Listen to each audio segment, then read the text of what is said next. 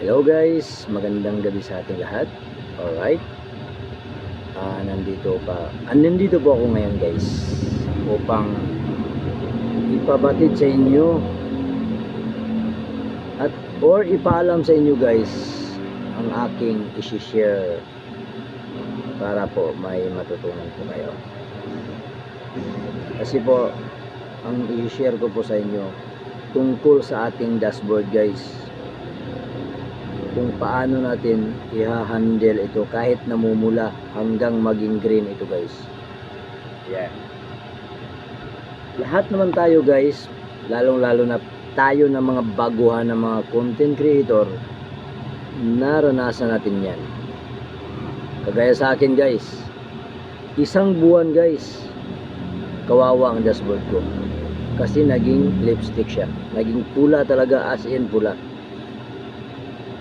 Pula ang dashboard ko. Una, isang linggong nangyari. Una, green siya. Green guys, tandaan nyo. Pagdating ng isang linggo, nagiging may halo na siyang pula. Pagdating ng 2 linggo, 2 na ang pula ko. Pagdating ng 3 linggo guys, parang kada linggo dinagdagan yung pula ko. Pagdating ng 1 buwan guys, 4 na ang pula ko. Isipin nyo ha, yun, nag-live ako, nag-upload ako ng mga songs, parang hindi pinapansin guys. Yan guys, pagsubok sa akin yun, yung time na yun na naging pula yung dashboard ko. Imbis na nagla-live ako, nag-upload ako, pero yung net followers ko unti-unting bumababa. Isipin nyo guys, unti-unting bumababa ang net followers ko. Ngayon, hindi ako nawala ng pag-asa. Tinuloy ko lang ang pagla-live ko ng 2 hours. In-street ko pa yun guys. Tuwing kada hapon, araw-araw nagla-live ako ng 2 hours. Kasi nasa Bulacan ako, nag-duty nung time na yun. Ngayon, hindi ako nawala ng pag-asa. Hala, doon upload ng mga kanta, tapos live 2 hours. Tinignan ko yung dashboard ko, walang nangyari guys. Pagdating ng 1 linggo, 1 buwan at 1 linggo guys, kasi palagi akong nagla-live, palagi akong nag-upload, nagulat ako pagdating ng 1 linggo, may green na isa. Sabi ko sana tuloy-tuloy na to. Pagdating na naman ng upload, upload live, pagdating naman uli ng 1 linggo, nawala na naman uli. So puro na naman pula ako yung dashboard ko. Hindi ako nawala ng pag-asa. Tuloy ang pag-upload, ang pagre-reels, pagla-live. Tinuloy ko. Nagulat ako, kinabukasan, 2 na ang green ko. Siyempre, masaya ka dahil purong pula yon. Naging 2 na ang green ko guys. Pagdating ng 3 araw, naging 3 na. Pagdating ng 1 linggo, kumpleto na, purong green na. Sabi ko, salamat. Ayun guys, alam nyo kung anong nangyari guys, kung noong nag-green na yung dashboard ko. Doon umakyat ang aking mga followers guys. Isipin mo, 3,000 pa lang yung followers ko nung time na yon, nung nakaraang buwan. Nung naging green yung ano ko guys, naging green yung dashboard ko. Ang followers ko nun is 3,000 mahigit. Tuloy ang live ko, tuloy ang download ko, upload, reels, lahat pinasok ko. Nagulat ako guys, pagdating ng 3 araw, naging 4,000 na ako. Isipin mo ha. Tapos yung mga net followers ko, dumadami lahat. Sabi ko, ayos. Ayun guys, sa awa ng Diyos, ngayon ang followers ko is 4,610. Oh, 4,610 guys. Ilan na lang ang bubunuin ko para magiging 5,000? 300 mahigit. 390 guys ang bubunuin ko. Ito guys, pagdating nito ng November guys, 5,000 na to. Sisikapin ko. Ang mahirap dito guys, kailangan dagdagan ko pa yung ina-upload ko at saka yung mga reels at saka yung live ko. Dagdagan ko pa to para yung 60,000 minute views makukuha ko, kasi napakahirap. Alam ko guys, nakikita ko yan guys, nakikita ko sa stream ads ko na yun ang napakahirap. Kahit tignan yung stream ads nyo, yung may blue doon, yung blue na nagpapahiwatig na pag mapuno mo yon, ayun, napakaswerte mo. Ibig sabihin guys, sa akin yung sa ano ko, sa 5,000 followers ko, konti na lang guys, ganyan na lang guys para mapuno yung ano ko, yung sa stream ads. Tapos para mapuno yung followers ko na 5,000 followers, konti na lang ang kulang. At saka ang mahirap doon kasi 10,000 mahigit pa lang yung sa ano ko guys, sa 60,000 minute views. Napakahirap. 10,000 pa lang guys ang sa akin. Isipin mo Kaya kahit mahirap guys, walang mahirap sa magaling. Kaya eto guys, kape muna tayo, mukhang malalim na ang gabi. Hindi naman pwedeng matulog guys, sinasahuran ka tapos matutulog ka. Sinasahuran ka ng 700 tapos matutulog ka. Ang duty namin dito guys is 24 hours. Kaya hindi ako makapag-live ng araw-araw kasi nga 24 hours nasa duty ako. 24 hours nasa bahay ako.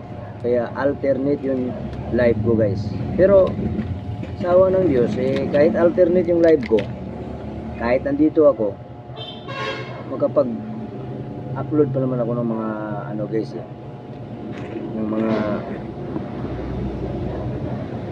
mga reels at saka ano yung mga ina-upload ko na mga music Kaya kayo guys, wag kayong mawalan ng pag-asa na magiging pula yung dashboard nyo. Wag kayong halimbawa, wag kayong ika nga yung tinatawag nila na i-off nila yung ano nila. Wag yun. Parang nagsawa na yung iba guys na naging pula yung dashboard nila, parang mayroon pa silang mga flag content pa sila, yung mga yung mga violation ng mga malupitan na daanan ko rin yan guys.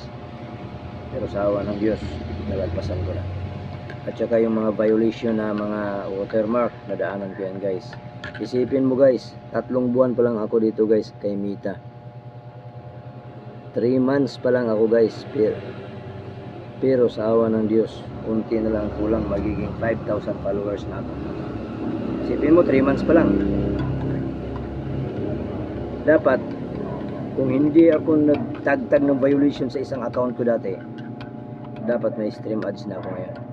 May mga na ako guys, may mga tawag, patalastas tawag doon.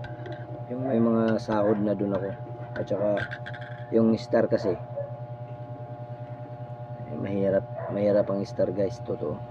Pero sa akin guys, may star na ako kahit paano. 102 ang star ko ngayon. 18,000 yun bago mo ma-withdraw.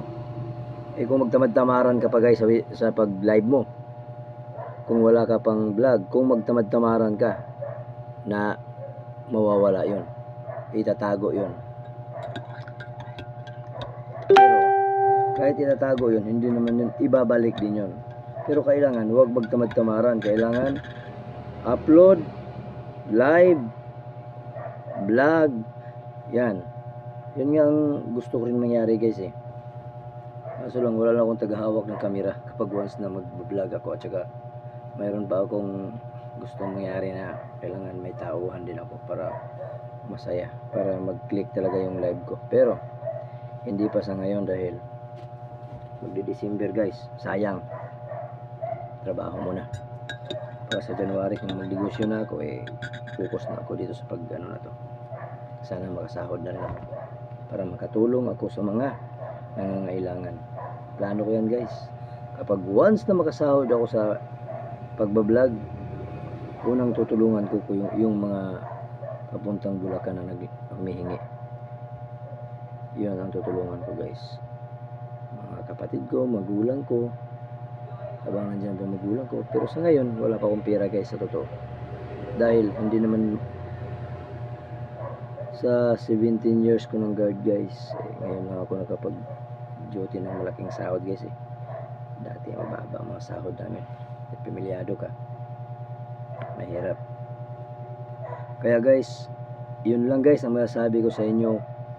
Kahit pula ang dashboard nyo, huwag na huwag kayong mawala ng pag-asa. Ituloy nyo ang inyong ginagawa, kasi mga pagsubok natin yan, mga pagsubok ni Lulumits sa atin yan. Sa akin guys, sa totoo lang, yung badge guys, sa isang buwan, hindi lang 20 badge ang napapasa sa akin sa isang buwan guys. O may badge na naman, may Tafan badge na naman akong dumating 3. O nung nakarang araw 3 rin, nung nakarang araw 3. Basta alternate din guys. Na-streetan ako ng siguro 3, 6, 9, 12, 15. Parang sa live ko, halimbawa mag-live ako, kinabukasan nandito ako sa duty, may Tafan badge ako. Siyempre yung mga ang nagbibigay niyan si Lulumits, pero doon niya inaano sa mga matataas na mga vlogger, doon nila pinapadala. Kaya kailangan yung mga ano guys, hindi natin pwedeng kalimutan yun. Yung mag-comment tayo, i-share natin, at saka yung mag-ano tayo. Huwag natin kalimutang mag-comment guys. Tapos lahat na yan gagawin nyo, walang mawala sa atin guys. Totoo lang, walang mawala sa atin kung mag-comment tayo, mag-share tayo, at lalo na kapag pinapanood mo ang views or ano nila, live, or ang kanilang mga halimbawa may nagsasalita, ganyan. Kung pinapanood mo yan, tapos tinatapos mo, maganda yan guys, kasi may points po yan. Lalo pag mga kagaya sa akin, baguhan lang na mga content creator. Pero maraming nagtanong sa akin guys, ba't daw ang bilis ng mga followers ko? Eh sabi ko, sipag lang. Kaya marami na nagsabi sa akin na masipag daw ako mag-live. Kaya hindi lang tayo mawala ng pag-asa. Kapag kulang dashboard natin, tuloy ang pagla-live, tuloy ang pag-upload, tuloy ang pag-vlog. Kapag once na maging green na yan, tuloy-tuloy yan. At dadami na rin yung mga views mo. Ganyan yan guys sa akin. Kasi ang pinagbabasihan ngayon guys, ang views at saka yung mga followers mo. Kailangan marami kang views, may sahod ka. Ganun yan guys.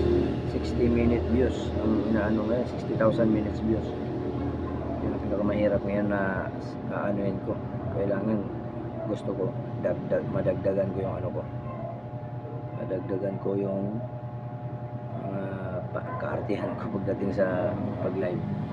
Kailangan may mga ano ka pa, may mga vlog, ganyan, kagaya nito. Sa totoo lang, hindi pwedeng ikahiya kapag once na sa harap ng kamera lang yan eh. Sa totoo lang kahit isisend pa yan, walang problema. At least na-share mo ang ang gusto mong dapat i-share sa kapwa mo content creator ng mga baguhan. Kagaya yung mga may mga pulang dashboard, huwag kayong mawala ng pag-asa. Dahil pagsubok sa atin yan. Kahit nga yung mga ano nga guys, maabot ng anong milyon, mga views nila, ang mga followers nila umaabot na ng 100,000, pula pa rin dahil nga tinatamad na silang mag-live, tinatamad na silang mag-upload, kaya naging pula yung ano nila, dashboard. Hindi lang tayo mga baguhan, mayroon ding mga matatagal na mga content creator na namumula rin ang dashboard nila. Hindi lang tayo. Kaya laban lang guys, laban lang tayo nito. At yan lang guys, kape tayo. Ayan, oras ngayon alas 9:50 ng gabi. Yan guys, God bless sa inyong lahat. Bye bye.